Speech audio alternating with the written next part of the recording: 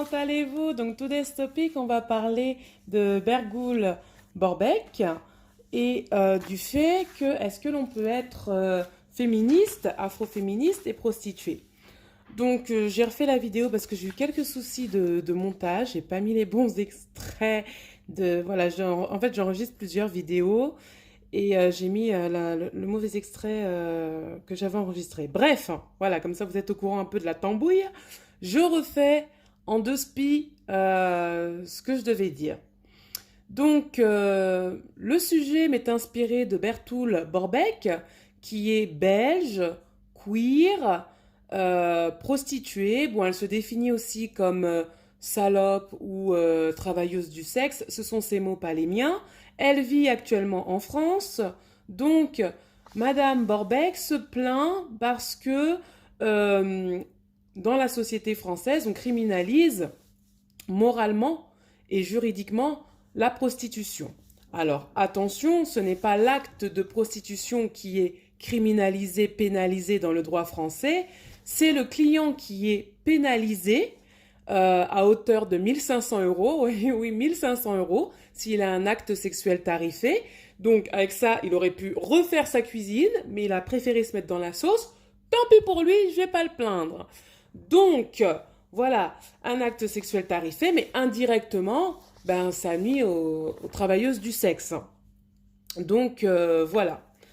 Et donc, moi, je vais reprendre deux arguments de Madame Borbeck et je vais montrer en quoi moi, qui suis féministe, afroféministe abolo, donc abolo, je vous ai mis la définition dans la description, donc en quoi moi, qui suis féministe abolo, je ne suis pas d'accord avec certains de ces arguments et donc je vais montrer en quoi je ne suis pas d'accord. Voilà. Donc, je trouve aussi, oui, une chose que je voulais dire, c'est que parfois, quand elle parle de ceux qui sont opposés à la prostitution, elle va comme ça parler de blanc, réac, de droite, etc.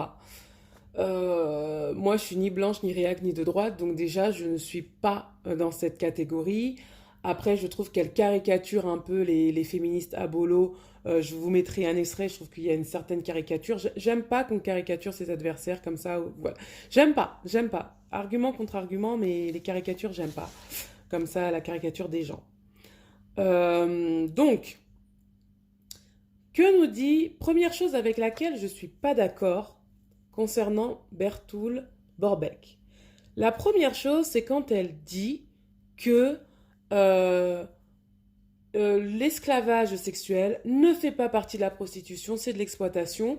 On ne peut pas quand on parle de prostitution, il ne faut pas parler d'esclavage sexuel. Pour elle, quand on parle de prostitution, il ne faut parler que de celles qui sont libres, mais pas de l'esclavage sexuel, pas de l'exploitation sexuelle. Donc, je vous mets l'extrait.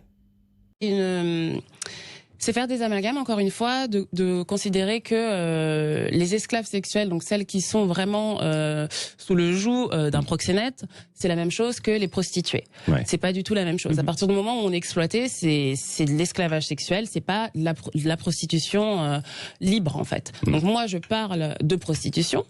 Je pense qu'on est toutes et tous d'accord pour dire que l'esclavage en règle générale est quelque chose à bannir et quelque chose à combattre. Mais le problème en fait de ces féministes abolitionnistes, c'est qu'elles veulent faire vraiment un amalgame entre la prostitution et l'esclavage et sous prétexte qu'il y aurait de l'esclavage sexuel, du coup empêcher les prostituées de faire leur travail. Et du coup pour moi c'est pas du tout logique. Si vous voulez, c'est comme si on dénonçait l'esclavage, on dénonçait l'exploitation de l'industrie textile, de la fast fashion et pour ce faire, on empêchait les couturières de Dior de travailler. Enfin, ça n'a pas de sens. Voilà. Vous avez vu l'extrait. Et elle dit aussi que les féministes abolo instrumentalisent l'exploitation sexuelle. Je suis contre ce qu'elle dit à 10 milliards de %. Madame Borbeck, dans la rue, il y a des prostituées.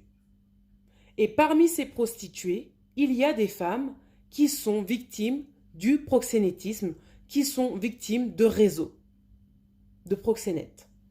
Et elles font partie, si j'ose dire, du paysage de la prostitution, notamment la prostitution de rue.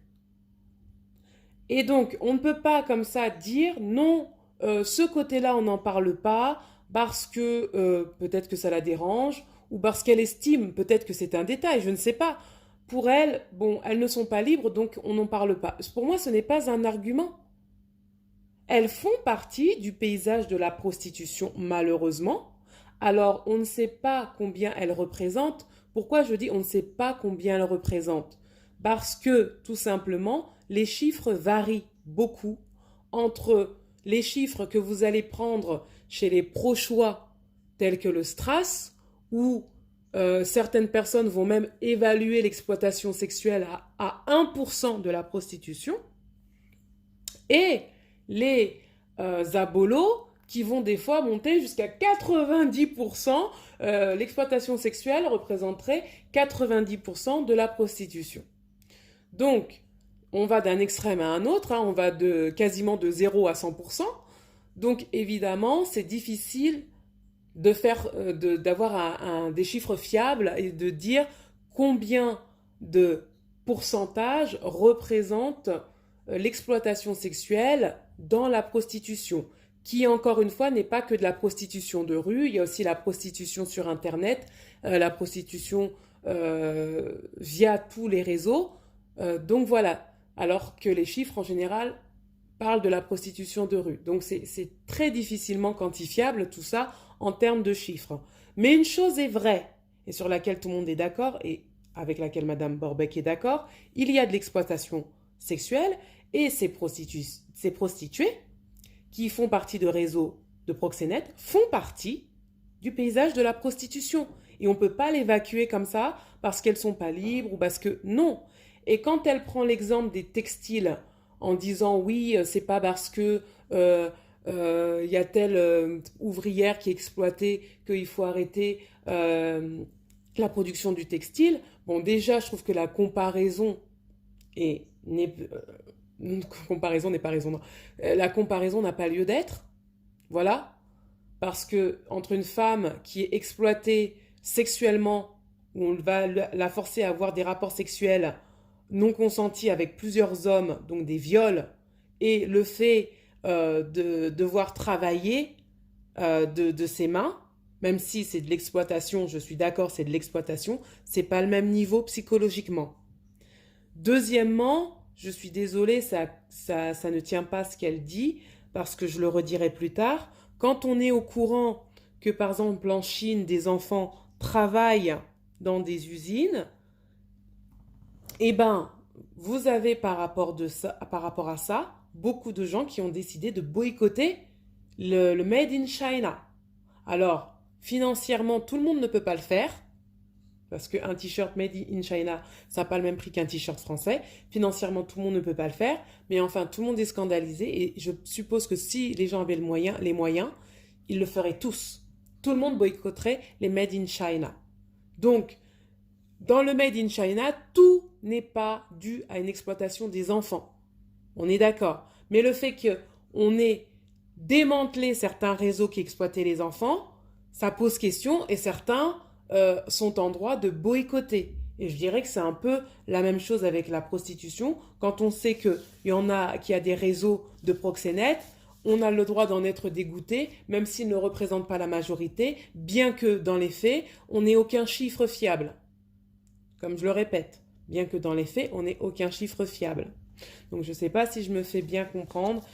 Son premier argument d'évacuer comme ça l'exploitation sexuelle et de dire non mais ça c'est pas de la prostitution, moi ça je peux pas l'entendre.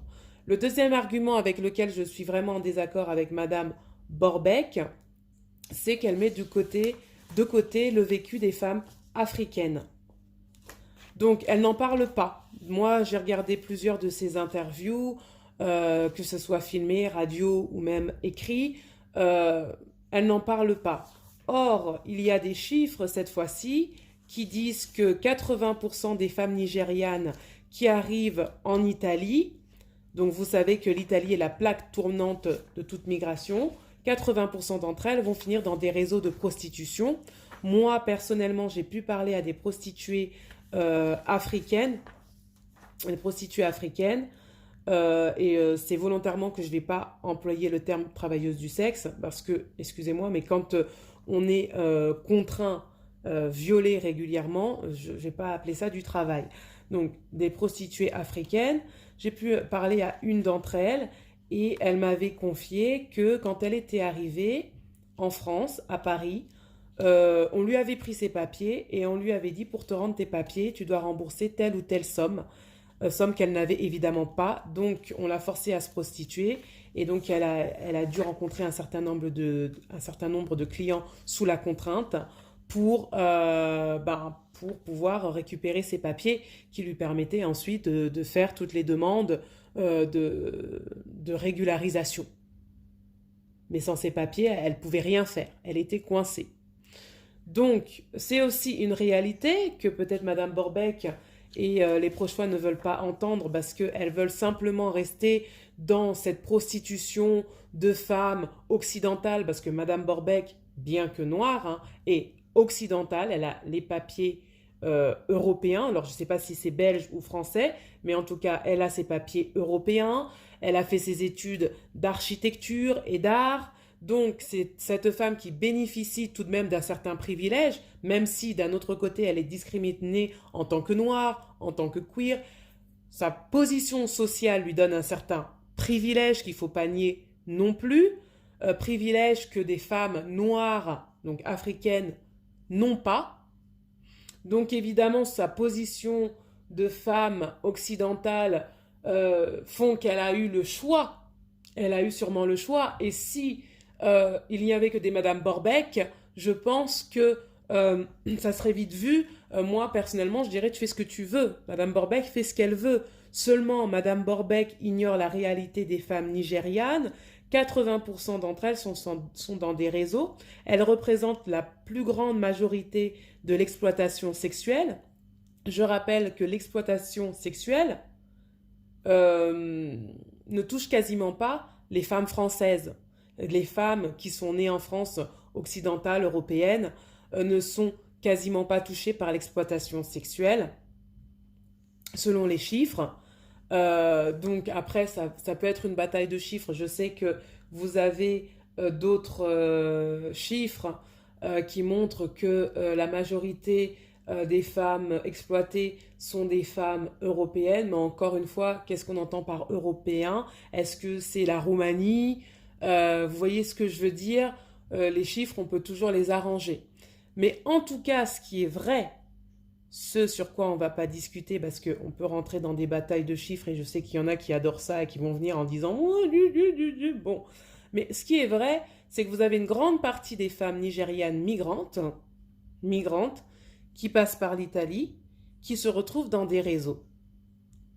Et certes, ces femmes ne représentent pas 100% de la prostitution, peut-être qu'elles ne représentent même pas 50% de la prostitution en France, mais moi, en tant qu'afroféministe, je me préoccupe de ces femmes,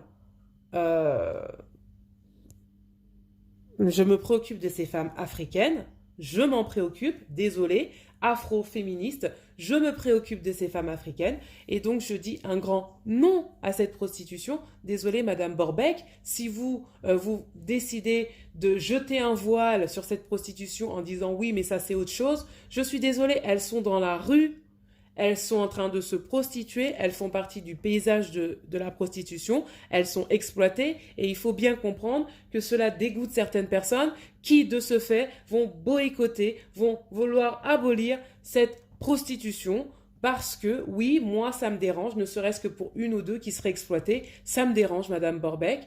Bon, bah, ça me dérange, vous, ça vous dérange pas, parce que vous avez décidé de ne pas les compter dans les prostituées, donc ça vous arrange bien.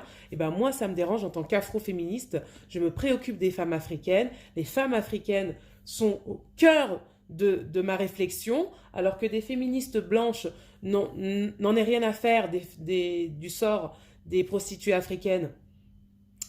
Grand bien leur en face, mais moi, en tant qu'afroféministe, je ne peux pas évacuer ça en disant non, je me fous de ce que vivent les femmes africaines, les prostituées africaines. Voilà, dans afroféministe, il y a afro, et pour moi, ce afro me lie à l'Afrique, et donc, c'est pour ça que je suis abolitionniste, et dire que on instrumentalise l'exploitation de ces femmes africaines, c'est faux. Quand on est afro-féministe, je ne vois pas comment on peut nous dire qu'on instrumentalise l'exploitation sexuelle, etc. C'est une réalité aussi. Je ne vais pas dire que c'est une réalité pour tout le monde, c'est une réalité.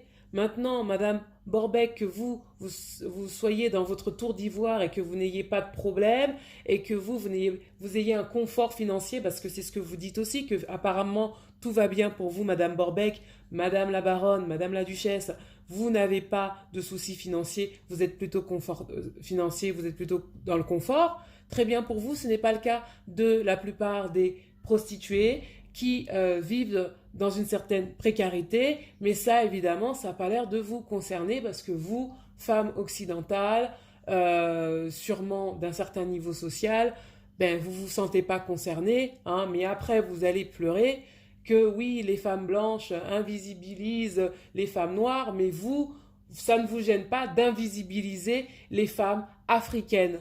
Voilà. Donc, on est tous le privilégié de quelqu'un, comme on dit.